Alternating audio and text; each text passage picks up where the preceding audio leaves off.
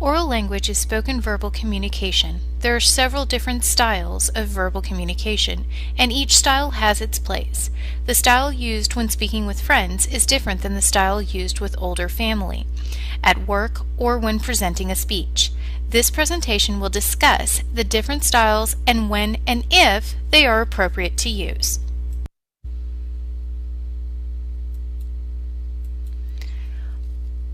Technical language or jargon is language associated with a particular profession, activity, or field of study.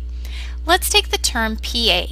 Different professions use this abbreviated term to represent a particular job title.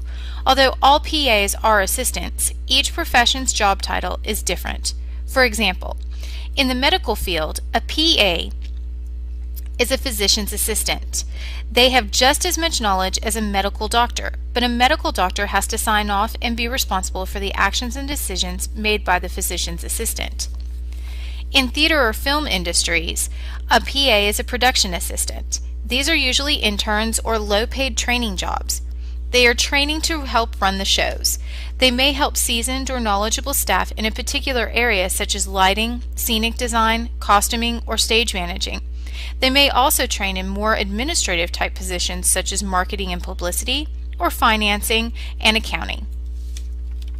Another profession is business. In business, a PA is a personal assistant.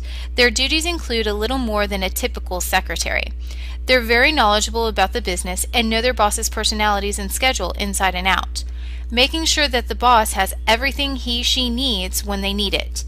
A good personal assistant is even able to anticipate the wants and needs of their boss. Think of Radar from the TV show MASH, or Betty from the TV show Ugly Betty.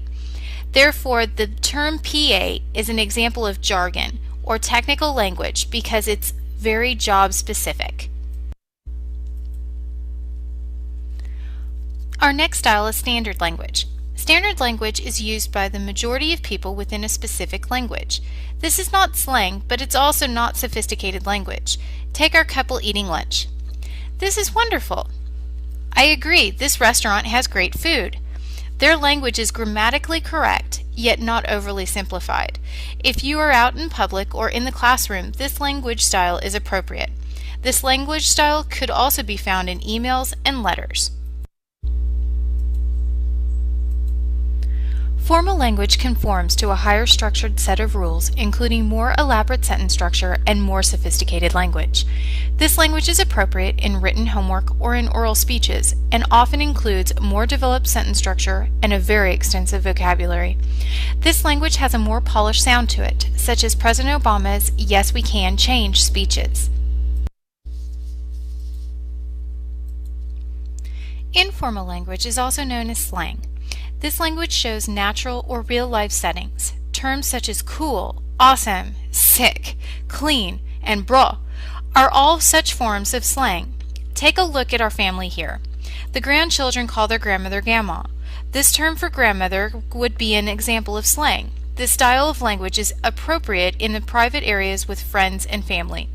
It's not appropriate to have loud conversations using slang, especially foul language, in the public where others may hear you. When it comes to written language, this language is appropriate in text messages, instant messages, and some emails.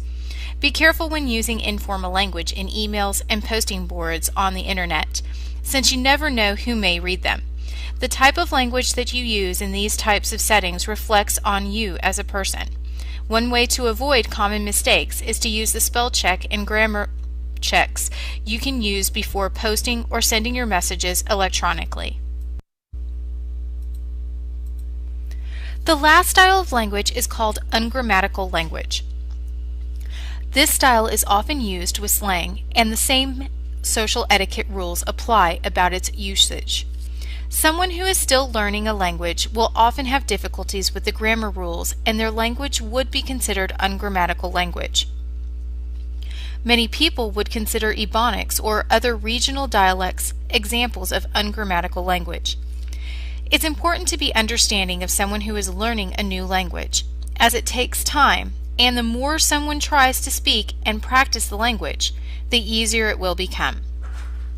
For those that do know the rules, be patient with those that are learning and give constructive criticism to help them learn. If you grew up with the language and are using it incorrectly, try to fix mistakes in your own style.